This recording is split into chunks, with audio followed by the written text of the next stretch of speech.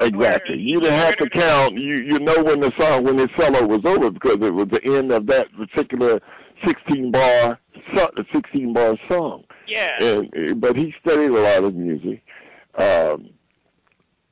Art Blakey I studied with listening to Art because Art was Max had the technique. Art was a driving drummer. I mean, he would just make you want to play. He was he had drive.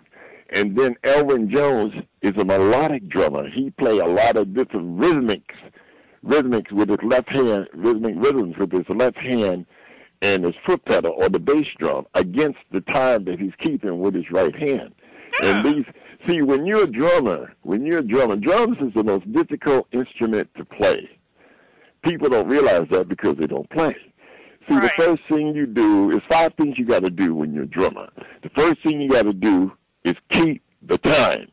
Now, if you're not going to keep the time, ain't no sense of getting up there because they can get a time machine. They get a drum machine to keep the time. If you're not going to keep the time, they can get a drum machine.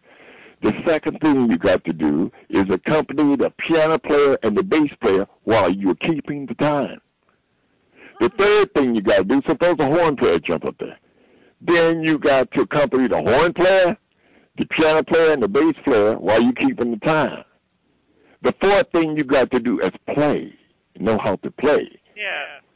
Now, the fifth thing you got to do that a lot of drummers cannot do is swing. You say, well, what is swinging? Why do you swing? Swing is when you're playing the time with your sock cymbal in your left foot and your ride cymbal in your right hand. And then you take your left hand and your right foot on the bass drum and play a different rhythm altogether against the time. That's how you swing. Drummers can't do that. It takes years. Okay. That is just way too hard and difficult for me. No, listen, let me tell you how they come about. Let me tell you, see, I was fortunate enough when I was coming out of college and high school to play. You learn to play with dance bands, jazz bands, and symphony music. Now, when you are a drummer, it's things you have to practice. Drummers have to know all of the rhythms and have played them before to be a successful jazz drummer. Why?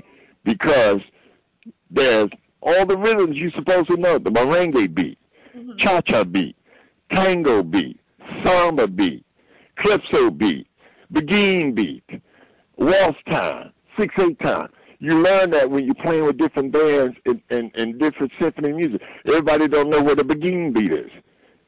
See, now, I tell you why that come about. Now, when you're a drummer and you're in the club, and here comes a singer, want to sing, the first thing that come on the band say want to sing. What's the first thing that singer will do? The singer will go to the piano player and say, oh, do you know the cow jumped over the moon in an A-flat? Yeah. Right. The second person, they go to the drummer. Say, drummer, give me a cha-cha beat. Drummer, give me a samba beat. You as a drummer have to learn all those rhythms before you can be successful. And a lot of drummers don't. All right, so all you drummers out there, all you drum majors and pay attention and listen and pay attention. Wake up!